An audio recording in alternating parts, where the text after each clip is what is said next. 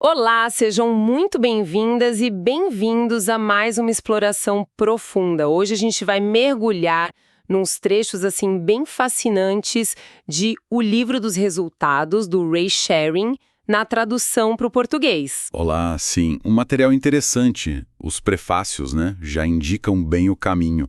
Magia do caos, foco em sigilo e uma pegada muito forte na prática individual nos resultados. Exatamente. Olha, nossa análise hoje vai focar num procedimento que está lá detalhado, o rito da estrela do caos. Ah, sim, esse mesmo. A ideia é desmembrar olhando só o que a fonte diz, como ele é estruturado, qual a lógica por trás, sabe? E como ele se encaixa no sistema que o Sherwin propõe ali. Perfeito. Entender o que, o porquê e para quê desse rito específico dentro daquela obra. Isso, é uma ferramenta ritualística, né? Vamos tentar entender o que ela faz. É um rito que, logo de cara, chama atenção porque ele meio que subverte ou dá um novo significado para a ideia comum de banimento que a gente vê em outras tradições mágicas.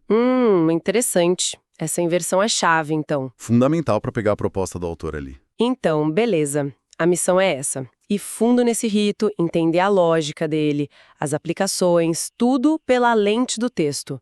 Vamos começar a desembrulhar isso? Ótimo. Para a gente ter um contexto, né, o capítulo 3 do livro fala um pouco sobre rituais de banimento de forma geral.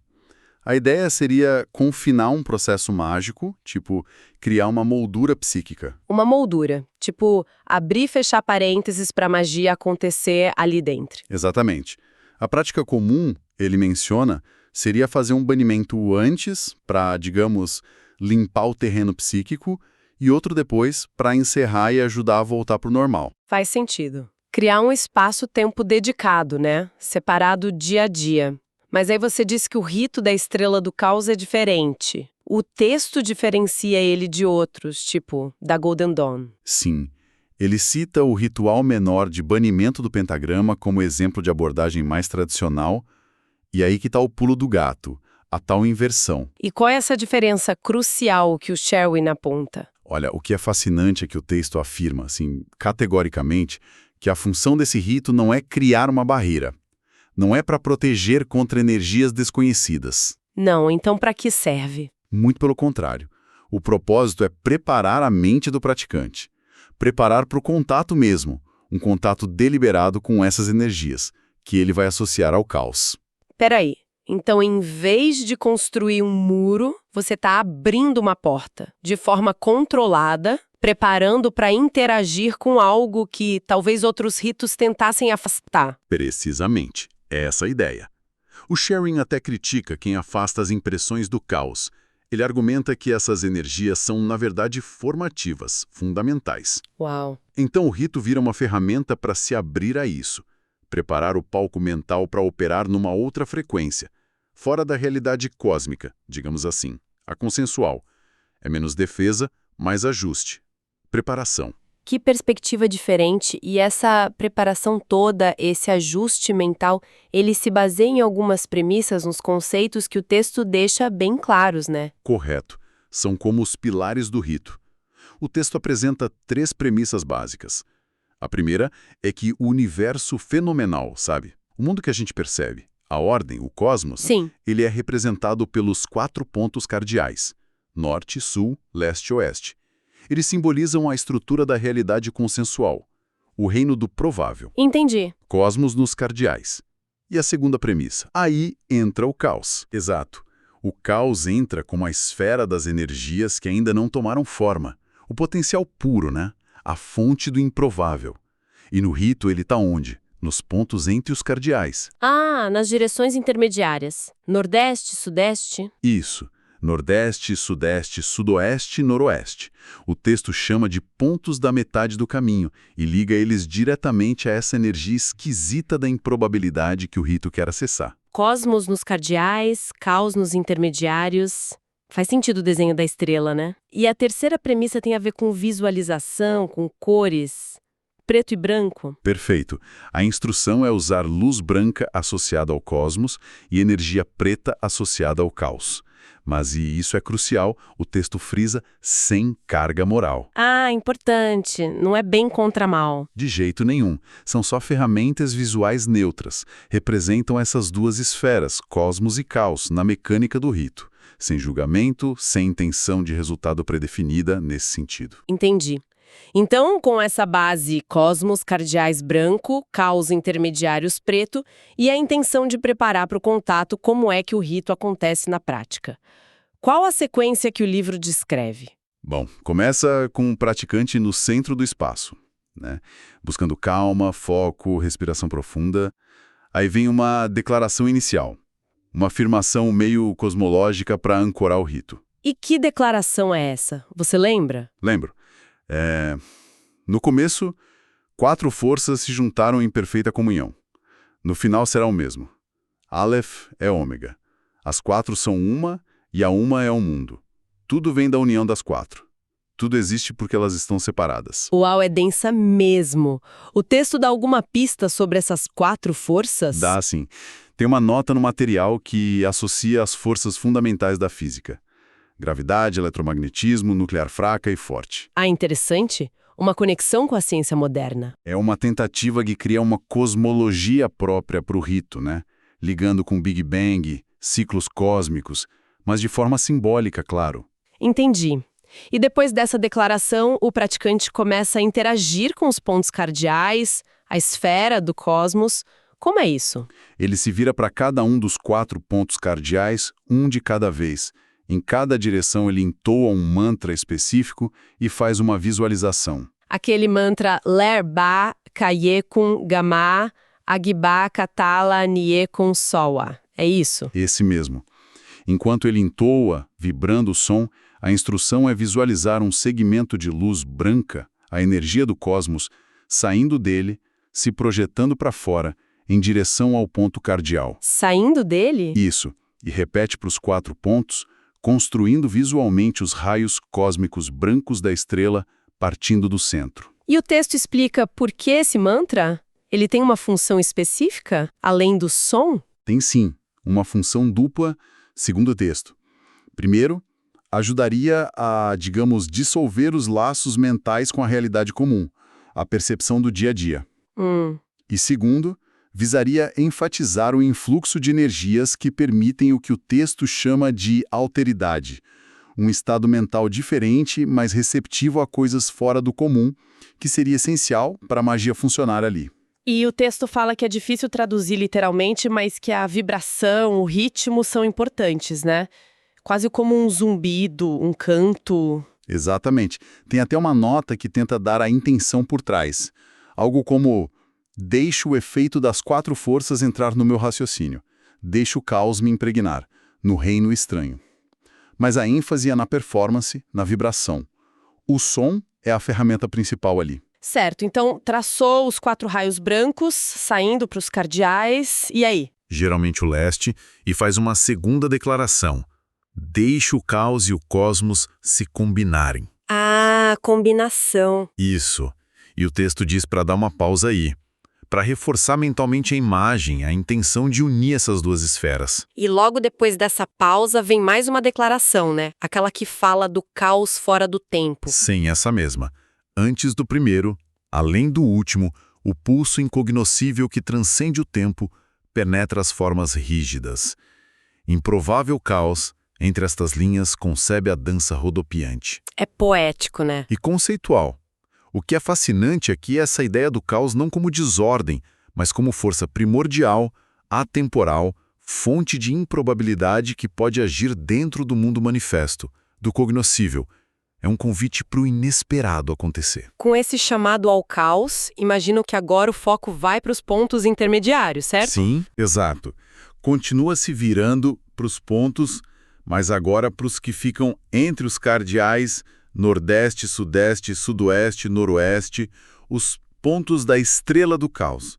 Vira para o primeiro ponto intermediário. E o mantra muda agora. Olha que curioso, não muda. A instrução é vibrar o mesmo mantra. Le Arba Kayekun.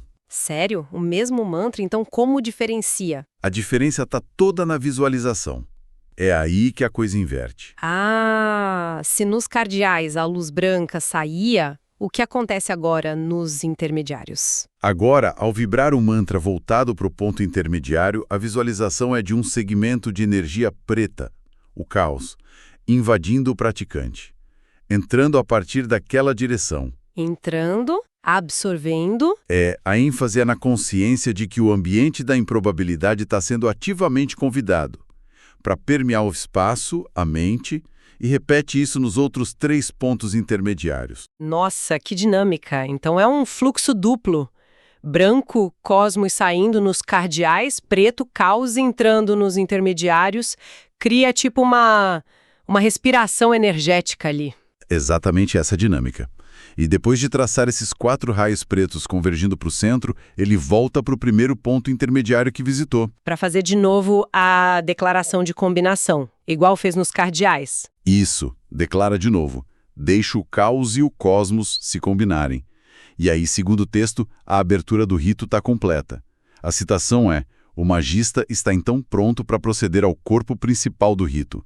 O palco está montado. O texto ainda dá uma dica para visualizar isso de forma mais intensa, né? Algo sobre 3D. Ah, sim, uma sugestão interessante. Imaginar a estrela de 8 pontas não só no chão, plana, mas tridimensional.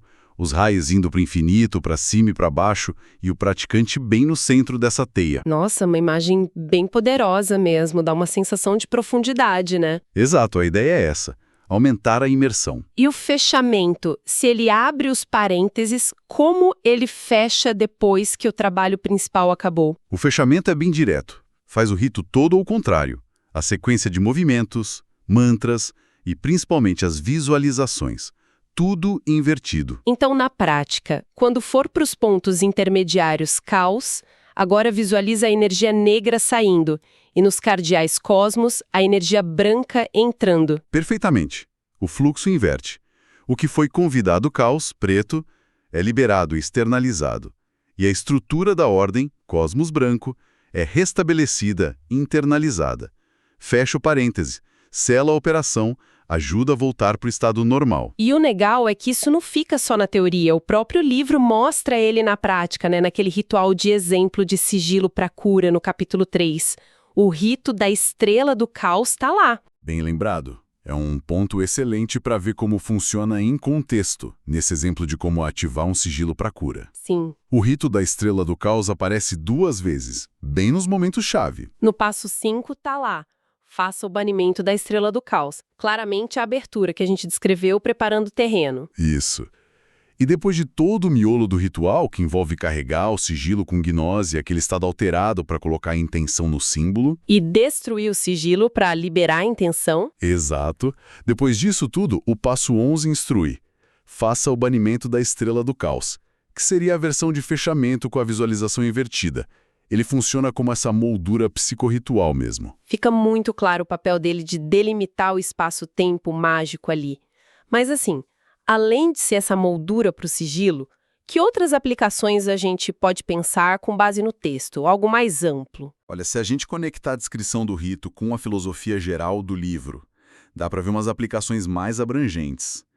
Primeiro, ele parece uma ferramenta de condicionamento mental. Condicionamento? Como assim? Uma técnica para preparar a psique para qualquer trabalho que mexa com o improvável, com mudança de padrão, com energias ou percepções que estão fora do nosso cosmos habitual, sabe? Fora da zona de conforto perceptiva. E o texto também fala muito de adaptar as coisas, né? Tem uma hora que diz que qualquer rito pode ser alterado para necessidades individuais. Isso vale para esse também? Com certeza, essa flexibilidade é um pilar da magia do caos ali no sharing. E o rito em si reforça a autonomia. O texto diz que ele não se baseia em nenhuma forma angelical ou divina. Não necessita de nenhum local particular. Ah, interessante. A eficácia dele estaria na performance, na visualização, na intenção de quem faz. É uma tecnologia interna, então. E, no fundo, o objetivo maior parece ser facilitar um deslocamento da percepção, sair um pouco daquela realidade consensual que o livro descreve, aquela visão de mundo meio limitada, né? Exato. Preparar a mente para operar diferente, mais fluida, mais aberta a possibilidades que a gente normalmente filtra. É como afinar um violão antes de tocar. O rito seria essa afinação para a música da magia que vem depois. Entendi.